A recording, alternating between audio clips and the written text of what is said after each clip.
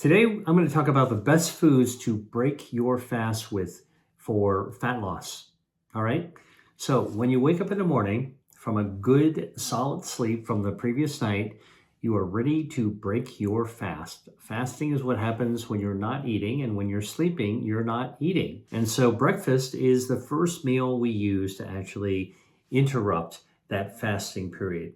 Now, during fasting, your metabolism is in gear to burn down calories, burn down extra body fat. And so when you break your fast, you're actually going to be putting more fuel in your body and your metabolism shifts into fat storing mode. But you can actually eat foods that can flip the script on that. And there are certain foods that will trigger fat burning and therefore weight loss. And this is what I wrote about in my book, Eat to Beat Your Diet.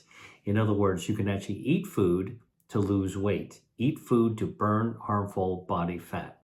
Okay, now here's the amazing thing about how foods do this.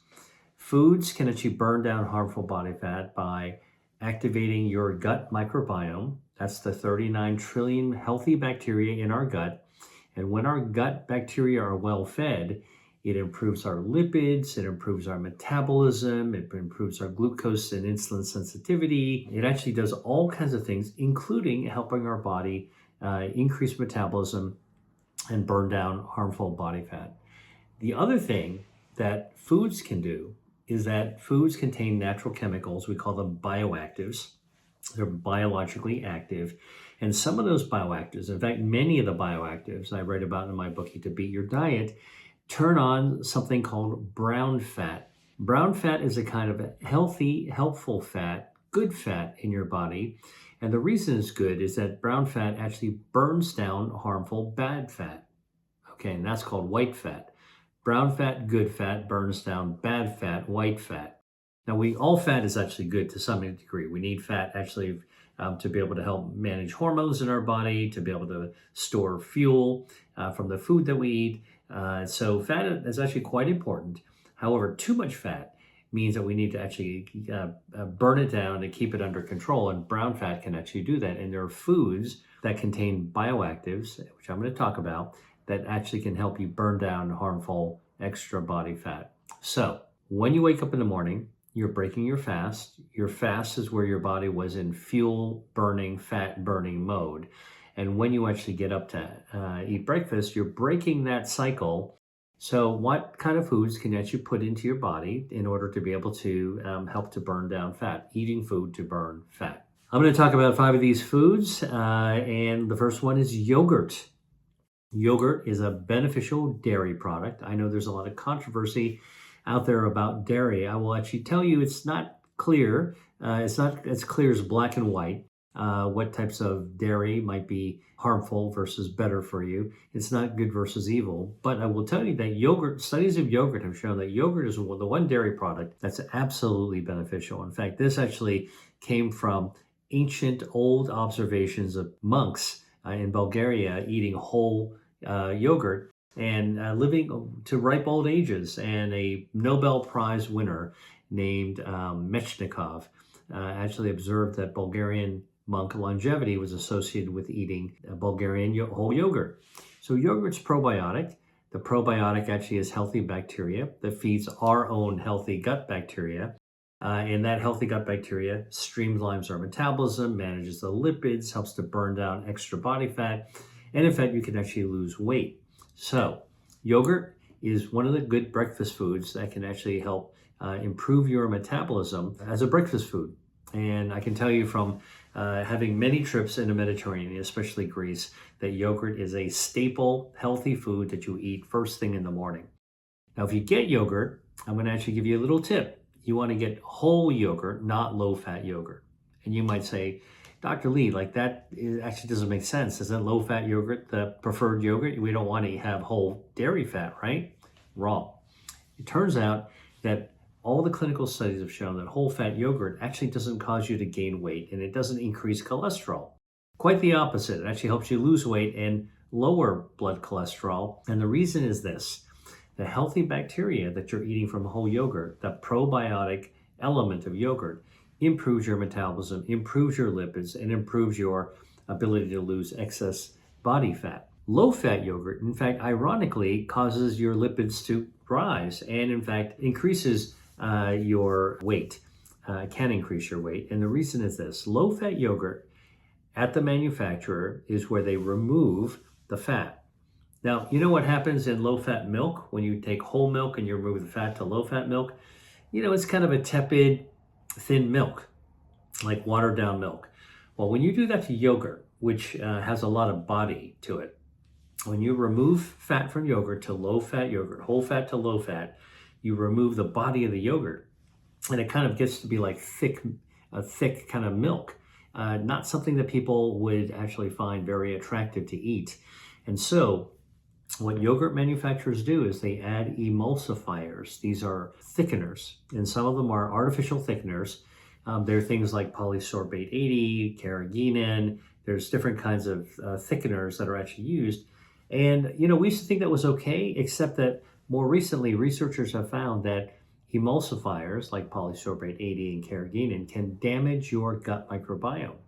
Now, you damage your gut microbiome, you have the opposite effect of what whole yogurt does, which is to support and feed your gut microbiome. Now, the low fat is damaging it, and not surprisingly, that actually sets you up for increased inflammation. That can actually take away from the ability of yogurt to actually your gut microbiome, and what yogurt does to help support it, to be able to smooth out your metabolism, improve lipid control, improve your overall glucose, blood sugar levels. And so ironically, low-fat yogurt, because of the damage of the emulsifiers to your gut microbiome, isn't better for weight loss or burning down extra body fat.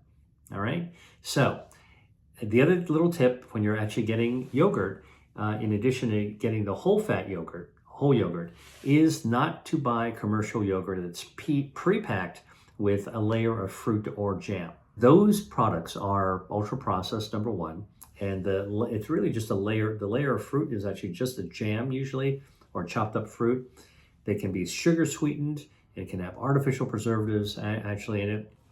I recommend that if you want a sweetened yogurt, cut your own ripe seasonal fruits right into it, right from the market, whether it's a melon, berry, whatever it is. Fruit will have dietary fiber, which then to your yogurt, which actually contributes even more to your gut health, which then helps you lose weight even more.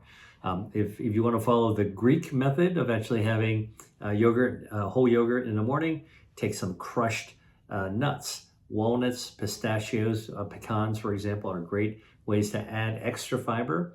And if you really want your yogurt to be a little sweet, fresh cut fruit will actually sweeten it. If you want to add a little more sweetener and you want to do it Greek style, you can add a little bit of honey into it.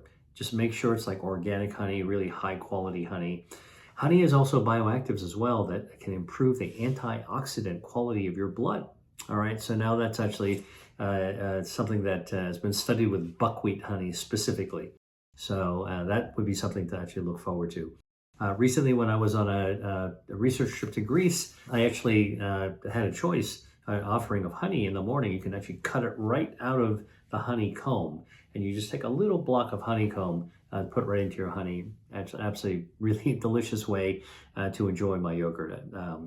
Now, second food that I want to say for breakfast, good for weight loss, is actually to have fresh fruit. Now, I love fresh seasonal fruit. Peaches in the summer, pears in the fall, winter, oranges, citrus in the winter. Whatever is seasonal is what I love to have. Look, you don't have to go to a farmer's market to find seasonal foods, although that's a really great place to find it. In the grocery store, usually in the produce section, in the front part, the first part you encounter, they'll usually have locally grown fruit that you can actually get, and you should ask the grocer of the produce section if you don't know what's actually local and what's actually fresh or seasonal. Now, fruits have polyphenols in them, and those polyphenols can activate your metabolism and activate your brown fat. Activating brown fat to burn down white fat. Good fat fights bad fat, burns down harmful body fat. You can actually lose weight that way. Fruit also contains fiber. Fiber is good for the gut microbiome, which actually does all the good things we just talked about. Now, of the fruits and for breakfast that I like berries. I like strawberries, blackberries, blueberries.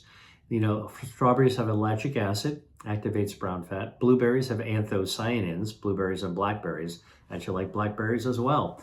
Those are also really great for metabolic health, and they trigger thermogenesis. Brown fat turns on, burns down the excess calories from stored in white fat, especially visceral fat. Your waist size can actually shrink because there's less fat pushing out against the diameter of your body.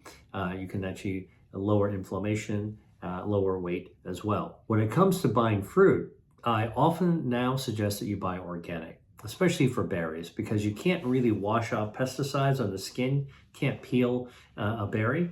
And organic is actually going to be also have higher levels of polyphenols.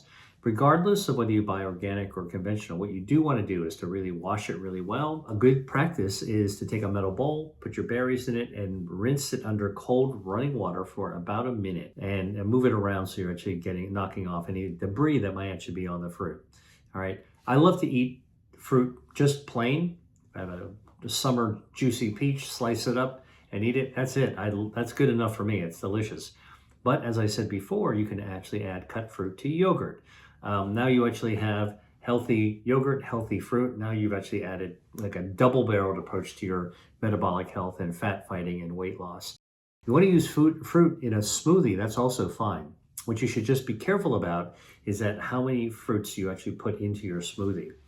Now, if you eat a whole fruit, usually if I eat one peach, that's good enough for me, or one orange, I'll be satisfied. But if you actually want to make a smoothie, you'll be dumping a lot of fruit in there. And don't forget, if you have a lot of fruit, you need a lot of fruit to make a smoothie, that can be a lot of sugar from the fruit as well. So in other words, to make a smoothie with a peach, you might take, 3 or 4 or 5 peaches, whereas I would only eat one peach and get only the sugar from one peach. And sugar is fine, but actually when you eat a lot of fruit, you're actually getting a lot of sugar, which is more calories, which then counters your goal of actually losing weight and fighting extra body fat.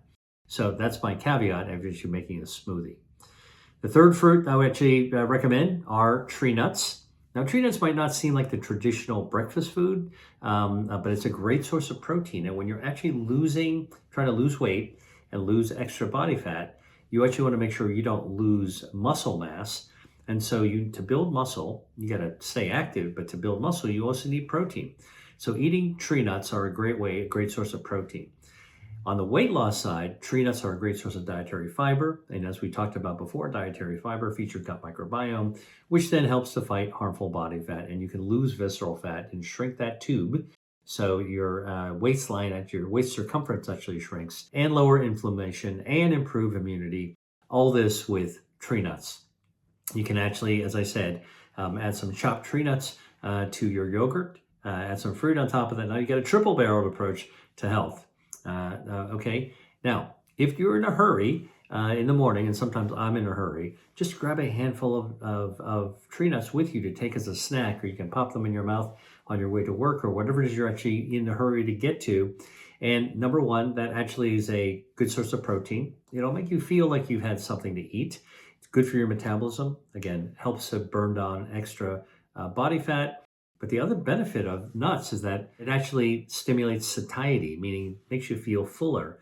So you're less likely to overeat when you sit down for a proper lunch. Now, if you're going to buy nuts, one of the things that I recommend is to buy just regular plain old bulk nuts, all right? That's not pre-flavored, pre-seasoned. When you go to the gas station or you're at the airport, you can actually look at all these packages of nuts that are in a healthy section, but then if you take a look at the ingredients, they're barbecued flavor, pizza flavored, all kinds of other, wasabi flavored. When you take a look at the ingredient label for those flavored nuts, you'll see those are ultra-processed foods. Something good has become ultra-processed with materials. They've been sprayed with things that are ultra-processed, and now there's also artificial chemicals. I recommend that you get plain nuts from the bulk section, mix them up, get the ones that you like, season them yourself. Just go to the spice cabinet. If you want to actually, make it sweet, you make it salty, savory, cinnamon, all kinds of different things you can do. And you don't need to have a big bag of the spice. You can take the bulk nuts, pick out the ones you want, and season them up your own way. You can be creative about it. It tastes a lot tastier, all right? And the other way that you can enhance the flavor of nuts, if you like and you have the time, toast them really quickly in like a stainless steel pan.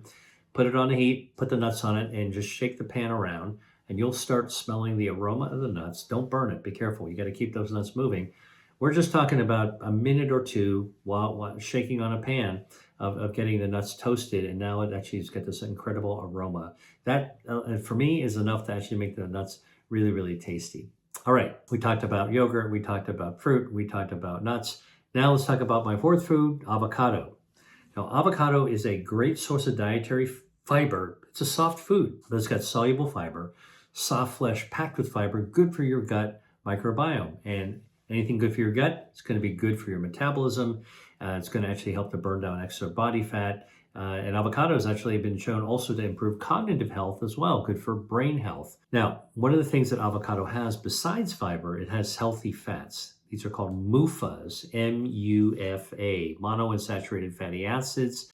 Not quite as good as PUFA, which is polyunsaturated fatty acids like omega-3s, but good nonetheless. And that's good for your metabolism. And avocados also have a bioactive called avocatin B, as in boy, which actually has been shown to improve metabolism as well. Now, so all these reasons to actually have avocado. Now, another reason to have avocado is that if you want to really absorb other bioactives that are beneficial for fat fighting, like tomatoes. Tomatoes contain lycopene, and lycopene has been shown to actually improve weight loss, burns down harmful body fat, can shrink your waistline. Eating an avocado with tomatoes, okay, or at the same meal, the fat of the avocado helps your body absorb the lycopene, which is fat soluble. And now you get even more lycopene. So now you get all the benefits from the avocado and you get the benefits from the tomato. Now, I'm not telling you to have avocado and salsa for breakfast, but you know, if you have if you eat eggs and you want to make it ranch style, you know, you might have avocado with tomato, some salsa on your omelet. And so that's actually good. So avocado, you can slice it, eat it plain. You can spread it on sourdough bread. Sourdough contains Lactobacillus reuteri. That gives the lactobacillus is what gives your sourdough its tangy flavor. And guess what? Lactobacillus reuteri actually helps your metabolism and helps you lose extra body fat. So that's a good way to actually eat avocado as well. Now, the fifth food I want to talk about are eggs. Eggs have this rumor that they're not healthy for you. They're not heart healthy, all bunk. It turns out that eggs are really healthy. They're a great source of protein. Remember, when you're trying to lose weight, you need to keep on your muscle mass, so protein is good. And the yolk of eggs contain bioactives called carotenoids. You know what makes egg yolks yellow or orange? They should be orange, not bright yellow. That is a carotenoid, carotenoids. And the two carotenoids that you want to know are in eggs are lutein and zeaxanthin. Lutein and zeaxanthin. Hey there, just a quick note. I have another free resource I want to share with you. It's my favorite on-the-go summer ingredients. Now, for a lot of us, summertime is all about relaxing and getting some pleasure. So whether you're simply venturing into your backyard or traveling across the country or even beyond, here are some practical ways to help you stay on track when it comes to using food as medicine. I put together a list of foods that you can find in the aisles of your local market and even in gas stations along the highway and in small towns. This road trip and camping friendly list of foods is available right now for free in the caption below. Now, let's get back to the video. Both of those bioactive compounds protect vision, all right? And if you have lutein and zeaxanthin, it actually lowers the risk of developing an age-related cause of vision loss. It's called wet macular degeneration. If you know anybody who's above the age of 60 or 70, especially, you ask them, they might tell you that they have AMD in one or both of their eyes. And when you have wet AMD, that's the form where extra blood vessels actually grow in the back of your eye. Those extra vessels are leaky. Leaky blood vessels cause edema, fluid buildup in the back of the eye. And that disrupts the function of your retina to be able to capture vision. So you actually lose vision. So the lutein and zeaxanthin that you can find in eggs fights that process, can help prevent vision loss from macular degeneration. Now you can actually get dietary supplements called AREDS, AREDS, that contain lutein and zeaxanthin. But eggs are also a great way to actually get zeaxanthin. Now, What I would actually tell you is that you want to get pasture raised eggs. Those are really eggs that come from hens that are able to run around the pasture on their own and eating and pecking at whatever naturally chickens would actually eat, because that's how you can also get more of the bioactives. It comes from the natural world, plant-based stuff, lutein and zeaxanthin. The hens just put it into the egg. And when hens are pasture raised and free ranging, they're also eating plants that contain the omega-3 fatty acids, the precursor to omega-3 fatty acids. The hen's body makes it into omega-3, and guess what? The hen puts it right into the egg. And so if you eat pasture raised eggs from pasture raised hens, you're always going to actually have a healthier yolk. The yolk isn't bright yellow like when I was growing up. I always ate just regular grocery store eggs. What I didn't realize is that hens that are free range, pasture raised hens, their eggs, and you crack open and look at their yolk, it's deep orange, okay? Even orange red like the blood moon. Now, clinical studies have actually shown that eating eggs is actually not harmful for your heart. In fact, you can eat up to 5 eggs a week and not have any problems at all. So this idea of cholesterol and eggs and raising your blood cholesterol, not actually true. Eggs actually do not raise bad cholesterol.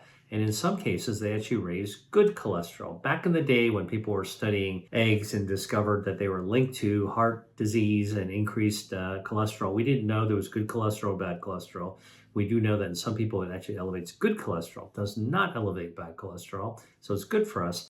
And in terms of the link to heart disease, well, what happened back in the 1970s when people were studying this and made this breakthrough about eggs being bad for the heart?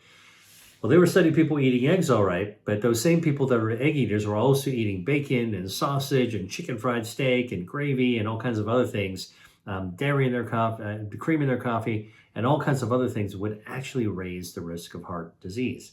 And the eggs got thrown into the bus, and the researchers were ignoring the contributing factors of all these other more harmful foods when it comes to heart health. So eggs have been studied more carefully now, and they're actually really, really good. So I'm going to give you a couple more bonus items for breakfast, and that is tea and coffee. Now, for me, I drink coffee in the morning, I drink tea at night, but a lot of people also drink tea in the morning. So depending on what you like. Tea and coffee are non-caloric if you drink them straight, meaning don't put cream, don't put sugar in them. And so if you have tea or coffee straight, you're not breaking your fast. All right, so technically you want to extend your fast in the morning. You can have your cup of joe, you can have your cup of coffee, or you can sip your tea without breaking your fast. That's fine, but it turns out that the chlorogenic acid in coffee helps fight body fat. All right, so your coffee in the morning, for me, I like to drink espresso. Will actually help to fight body fat. I like to take it straight because if you actually put dairy in your coffee, what you're doing is the dairy fat forms little soap bubbles, traps the chlorogenic acid, and now when I drink it, I'm not absorbing most of that good stuff. The good bioactives are tumbling through these little soap bubbles down into my lower gut. I'm missing out, all right? And tea, the same thing. If you put book in your tea, you actually form little soap bubbles that are trapping the catechins, these polyphenols in tea that can actually help you lose weight and fight harmful body fat as well. So that's why I don't recommend you put dairy milk in tea or coffee in the morning. It interferes with the absorption of the bioactives. Now, but if you want to cut your coffee or cut your tea in terms of the strength of it or the acidity of it, nut milks are fine. Oat milks are fine. Soy milk is actually fine. So it's just not dairy. And by the way, don't forget, don't add sugar into your tea or coffee. Sugar, when you add the sugar, it's added sugar, is actually a burden onto your metabolism. It actually it's not helpful if you want to lose weight and fight harmful body fat. Okay, I hope you got some tips and insights into the best foods that can break your fast in the morning for breakfast. Thanks for watching, and I'll see you in my next video. Dr. Lee out. Hi there. If you enjoyed watching this video, I know you'll love the next one. Stay here and check it out, and I'll see you there.